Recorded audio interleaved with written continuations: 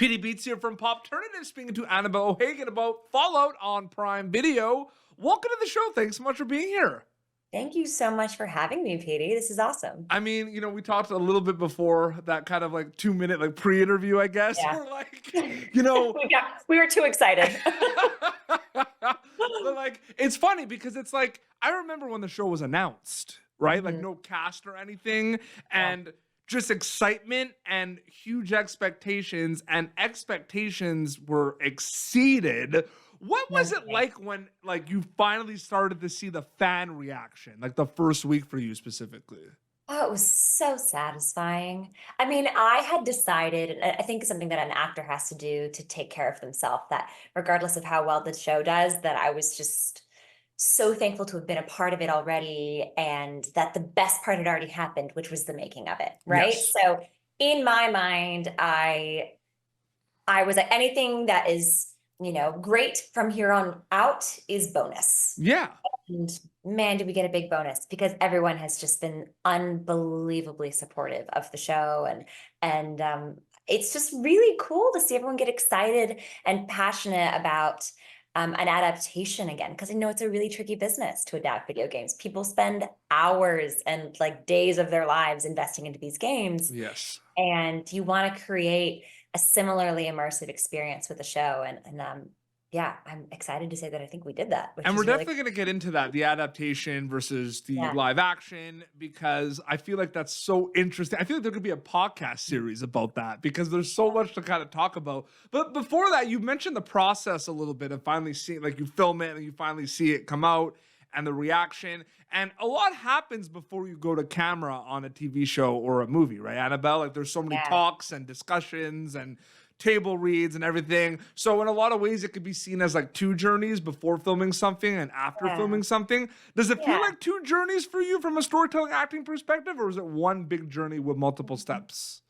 What's interesting is I think the two journeys that I have felt personally have been the making of it and then the release of it. Hmm. But the making of it, I mean, it started so quickly because I had originally auditioned for it in February of 2022, and then there was a lag, and then I ended up auditioning for a different role. Anyway, it was like there was sort of this long, drawn out audition process, but to me, it hadn't started, right? Yeah. Because I only start attaching myself to the project once I know I have the So it's role, like the because you can get pre-journey, like attached it's too like the early. pre-journey, like the pre-interview.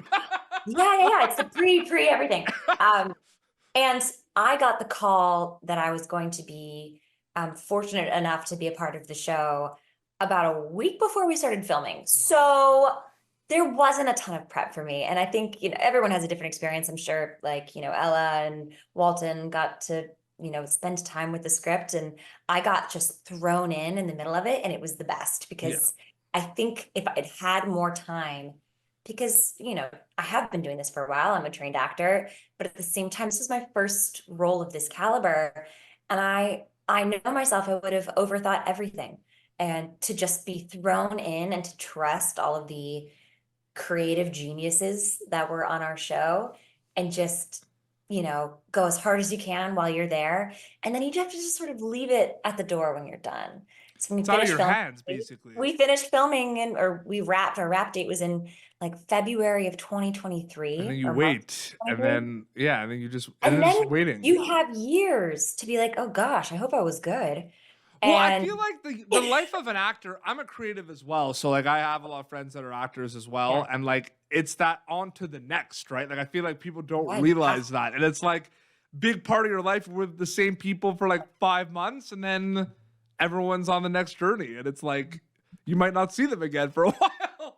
for a while. I mean, that's why the premiere was like the best reunion Yeah. ever. We were all in LA and it was beautiful. And the premiere at the Chinese theater was just over the top. And yeah, pretty much the best way to reunite with all of your friends because you do get really close A as you're hundred filming. percent. No, Yeah, it's like that. It's like summer camp, right? If you think about it, and you go to summer camp it with like is. the same people every Yeah. year for like 6 months. Like, well, no, it's like 3 months, 4 months, and then Yeah, nothing until the next summer. Like, it's so I know. crazy to think about. I know. It's really crazy. It is such a weird experience to get so close to people. And same with theater too. Mhm. You'd get so close with your theater cast, and then you just have to say goodbye and part ways. We're lucky enough to get to come back together for season 2. So that can't come soon enough. Yeah, we're gonna get to that, obviously. But that's one of those questions where it's so funny because when I booked this interview, like everyone's gonna be like, "Oh, like details about season 2," and it's kind of like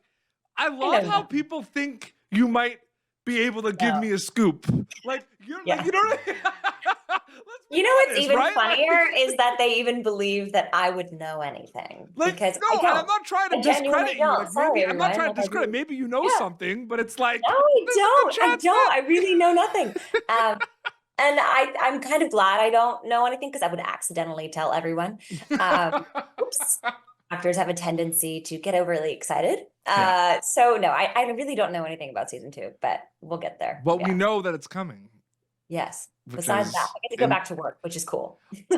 You mentioned briefly the audition process was a little unique. Like, did you audition for like multiple like characters for this? Like, I'm just curious about that. No, it was a process of really getting to know the creative team. And something that I think a lot of us actors, and we've talked about the process before joining the show, it felt like they were trying to find people who were right for the world, for the universe.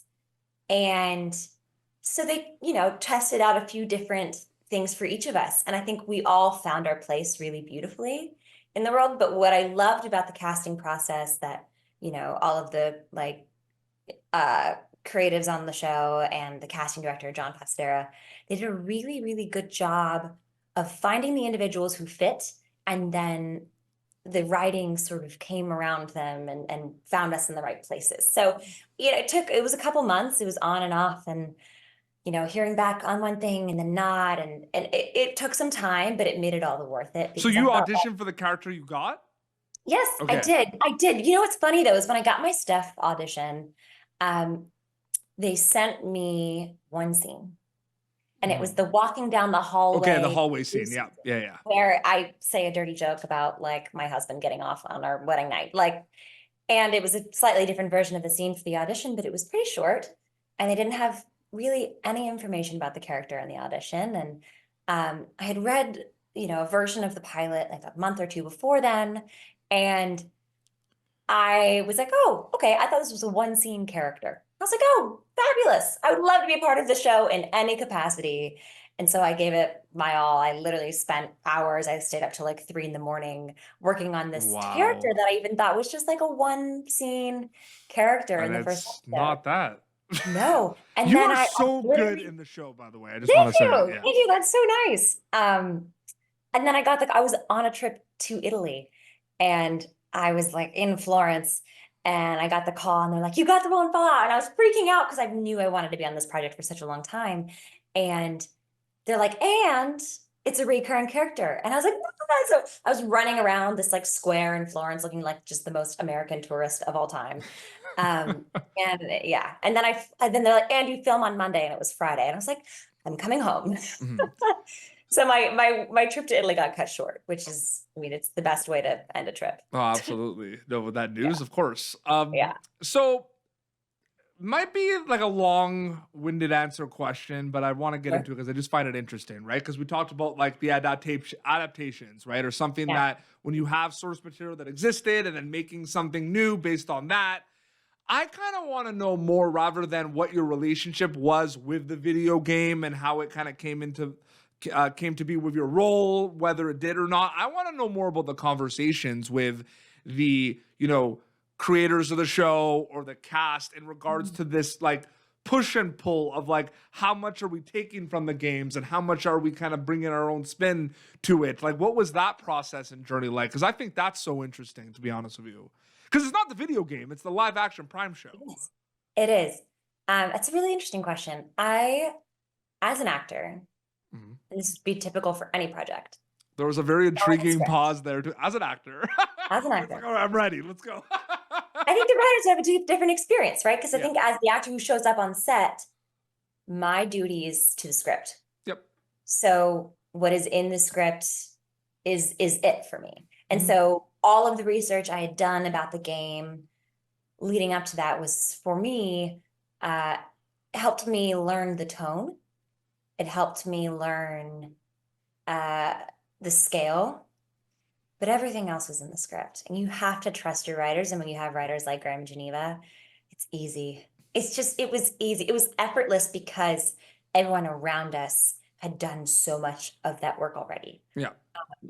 That's And really well what's said. cool is when you're on set, I mean, we always had folks from Bethesda there. So they would always be there to chime in if there was ever a concern or if there was ever something that they feel could add to the story that's from the games.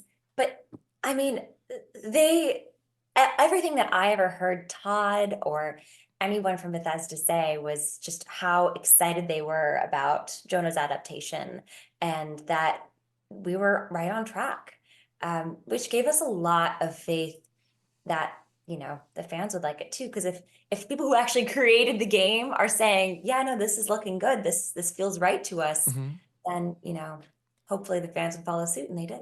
For your stuff specifically, because I'm sure if I talked to your castmates, they'd have different kind of answers to this because different things. But like, was there an overall steady pace of filming Fallout for you, or was it kind of depending on the day? Some days were longer, some days were slower. Like, I'm just curious about some days were shorter. Like, what was that like for you? Mine was pretty irregular because when we see stuff every now and then, but I'm not in every scene and not in every episode, but my schedule would come and go like weeks at a time. So I'd have like 2 weeks where I'm pretty busy. Yeah. And I wouldn't be filming every single day, but I'd be filming most days. And then I would have a couple weeks off. Yeah. And then I would come back on. And so that was sort of my cadence. Okay. And I'd always but be also like, like the days, like, were there some days where there was like more to do than others? Or was it kind of consistent? Like I'm like Steph's No, like the days were busy. I mean, no, the days were not like low key, you know, relaxing on set. You're working and you're working for long hours. And, you know, I would arrive on set. Women usually have to arrive on set early because of hair and makeup. And I would get there at like 5 a.m.